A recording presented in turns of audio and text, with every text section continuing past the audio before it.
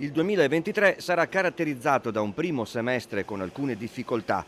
Nel secondo semestre l'economia italiana dovrebbe riprendere in maniera robusta.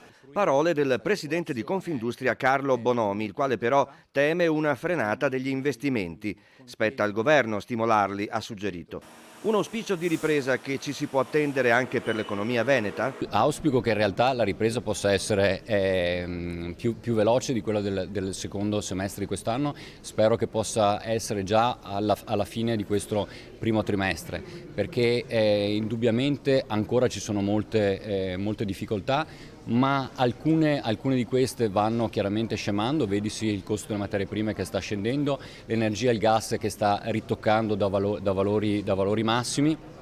È un mercato che probabilmente a macchia di leopardo in alcune zone potrà vivere degli aspetti di recessione, ma molti mercati stanno ancora tirando bene per le nostre aziende.